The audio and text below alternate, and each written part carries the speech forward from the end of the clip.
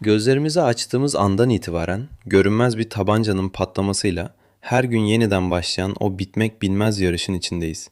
Sosyal medya akışlarımız, sabahın beşinde uyanıp buzlu sulara giren, durmaksızın üreten, milyarlık şirketler kuran ve bize sürekli daha fazlasını yapabileceğimizi haykıran insanlarla dolu.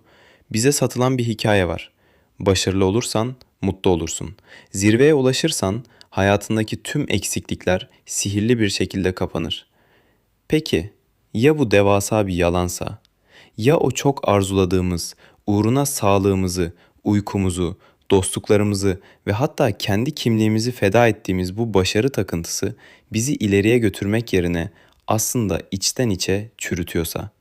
Bugün başarının neden modern çağın en sinsi psikolojik tuzağı olduğunu, spordan siyasete, tarihten felsefeye uzanan bir yolculukla konuşacağız.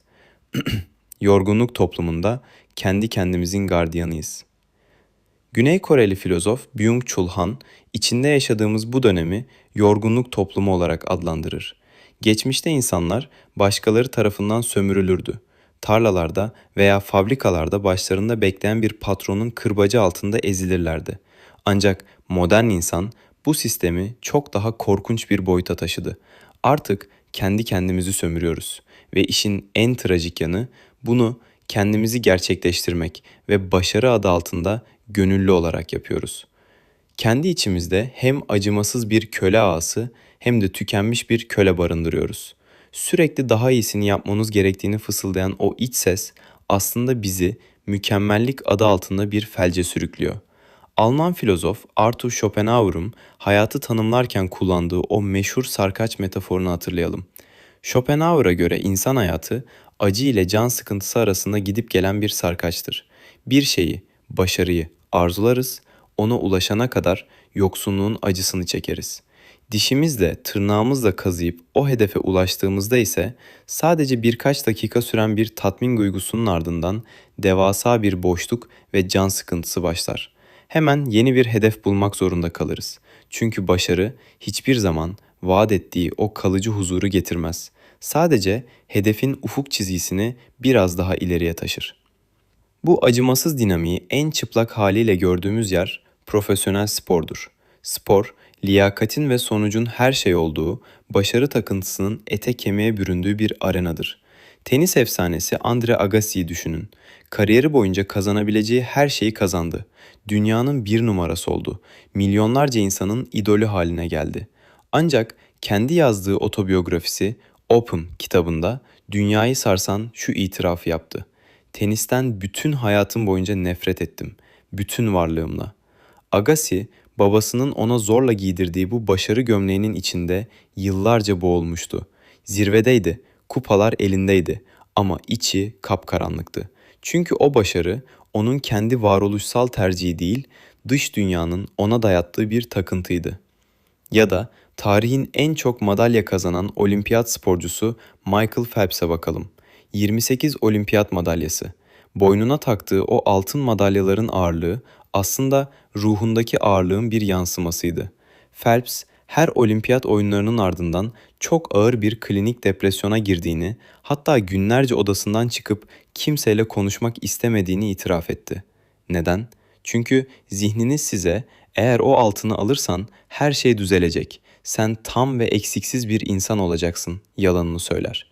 Altını alırsınız, kürsüye çıkarsınız, milli marşınız çalar. Odaya döndüğünüzde madalyayı masaya koyarsınız ve kendinizle baş başa kalırsınız.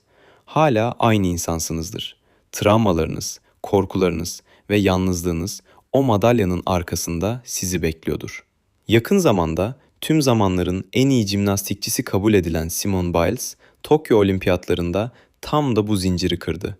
Dünyanın ondan başarı ve altın madalya beklediği o inanılmaz baskı anında mental sağlığının tehlikede olduğunu söyleyerek yarışmadan çekildi. Bu başarı takıntısına vurulmuş en büyük darbelerden biriydi. Biles dünyaya şunu haykırdı: "Benim zihnim ve ruhum sizin madalya beklentinizden daha değerli." O an başarısızlık değil, insanın kendi psikolojisini sistemin çarklarından kurtarmasıydı. Başarı takıntısı sadece bireyin iç dünyasını zehirlemekle kalmaz. güçle ve kitlelerle buluştuğunda yıkıcı bir felakete de dönüşebilir. Tarihin en büyük fatihlerinden biri olan Büyük İskender'i ele alalım. Henüz 30'lu yaşlarının başında o güne kadar bilinen dünyanın neredeyse tamamını fethetmişti. Yunanistan'dan Hindistan sınırlarına kadar devasa bir imparatorluk kurdu. Antik efsanelere göre İskender, okyanusun kıyısına gelip fethedilecek yeni bir toprak kalmadığını anladığında oturup ağlamıştır. Bu bir zafer gözyaşı değil, amaçsızlığın getirdiği varoluşsal bir dehşetin gözyaşıdır. İskender fethetme sürecinin kendisine değil, sonucuna öylesine bağımlıydı ki sonuç tükendiğinde yaşama sevinci de tükendi. Başarı kelimenin tam anlamıyla kendi kendini yemiş, bitirmişti. Siyaset sahnesine biraz daha yakın tarihe geldiğimizde ise Amerika Birleşik Devletleri'nin 37. Başkanı Richard Nixon karşımıza çıkar. Nixon son derece zeki ve siyaseti çok iyi okuyan bir figürdü. Ancak onun içinde çocukluğundan ve gençliğinden gelen inanılmaz bir kazanma ve başarılı olma takıntısı vardı. Rakiplerini sadece yenmek değil, onları yok etmek, her seçimi kusursuz ve ezici bir üstünlükle kazanmak zorundaydı. Bu dizginlenemez başarı arzusu ve kaybetme paranoyası onun siyasi etiği, yasaları ve ahlaki değerleri hiçe saymasına neden oldu. Tarihe Watergate skandalı olarak geçen rakip partinin merkezine dinleme cihazları yerleştirilmesi emri aslında kazanmaya zaten kesin gözüyle bakılan bir seçimde işi daha da garantiye alma takıntısının bir sonucuydu. Nixon başarılı olmaya o kadar odaklanmıştı ki bu uğurda yaptığı şeylerin onun sonunu getireceğini göremeyecek kadar körleşmişti. Başarı takıntısı onu paranoyaklaştırdı, psikolojisini bozdu ve nihayetinde onu Amerikan tarihinin istifa etmek zorunda kalan tek başkanı yaparak en büyük başarısızlığa sürükledi. Zirveye ulaşmak için kuralları yıkanlar çoğu zaman o zirveden en sert düşenler olurlar. Peki ne yapacağız? Eğer başarı bizi çürütüyorsa, hedeflerimiz bizi yoruyorsa, her şeyi bırakıp hiçbir şey yapmadan koltuğumuzda mı oturacağız? Hayır. Felsefe bize vazgeçmeyi değil, bakış açımızı dönüştürmeyi öğretir. Sorun hedeflerde değil, bizim o hedeflerle kurduğumuz hastalıklı ilişkidedir. Bu noktada Antik Roma'nın bilge kölesi, Stoacı filozof Epiktetos bize seslenir.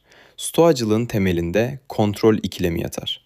Hayatta bazı şeyler bizim kontrolümüzdedir, bazıları ise değildir. Bir sınavı geçmek, bir maçı kazanmak, terfi almak, zengin olmak. Bunların hiçbiri tam olarak bizim kontrolümüzde değildir. Şans, dış faktörler, diğer insanlar işin içindedir. Ancak bizim kontrolümüzde olan tek bir şey vardır. Çabamız ve niyetimiz. Stoacılar okçu metaforunu kullanır. Bir okçunun yapabileceği tek şey yayını en iyi şekilde germek, rüzgarı doğru hesaplamak, nefesini kontrol etmek ve nişan almaktır. Ok yaydan çıktıktan sonra rüzgar aniden yön değiştirebilir. Hedef yerinden oynayabilir. Okun hedefi vurup vurmaması, yani başarı, okçunun elinde değildir. Eğer okçu sadece hedefi vurmaya takıntılıysa hayatı boyunca anksiyete içinde yaşar. Ancak okçu iyi bir atış yapmaya odaklanırsa süreçten keyif alır ve psikolojisini korur. Başarı takıntısı bizi sonuca köle ederken sürece odaklanmak bizi özgürleştirir. Bunu modern dönemin varoluşçu filozofu Albert Camus ile birleştirelim. Camus, Sisyphos Söyleni adlı eserinde mitolojik bir karakter olan Sisyphos'u anlatır. Tanrılar Sisyphos'u dev bir kayayı dağın zirvesine çıkarmakla cezalandırmıştır. Ancak kaya tam zirveye ulaşacakken her seferinde kendi ağırlığıyla aşağı yuvarlanır. Sisyphos inmek ve aynı kayayı sonsuza dek tekrar yukarı taşımak zorundadır. Eğer Sisyphos'un tek derdi kayayı zirvede tutmak, yani başarılı olmak olsaydı, bu hikaye saf bir işkence ve cehennem olurdu. Bizim modern başarı takıntımız da tam olarak budur. Kayayı zirveye koyduğumuzda orada kalacağını sanırız. Ama her seferinde yeni bir sorunla aşağı yuvarlanır. Fakat Camus kitabını o sarsıcı cümleyle bitirir. Sisyphos'u mutlu olarak hayal etmeliyiz. Neden? Çünkü Sisyphos kayanın aşağı düşeceğini bilmesine rağmen o kayayı yukarı iterken gösterdiği çabanın ta kendisinde bir anlam bulmuştur. Onun zaferi kayayı zirveye bırakmak değil, o dağı tırmanırken gösterdiği direnç, isyan ve süreçtir. Sisyphos kayanın sonucuna değil, kayayı itme eylemine aşıktır. Toparlamak gerekirse, günümüz dünyasının bize dayattığı bu zehirli başarı tanımı aslında insanın ruhuna aykırı bir fabrikasyondur. Sürekli büyüme, sürekli kazanma ve sürekli zirvede kalma fikri biyolojik ve psikolojik olarak sürdürülebilir değildir.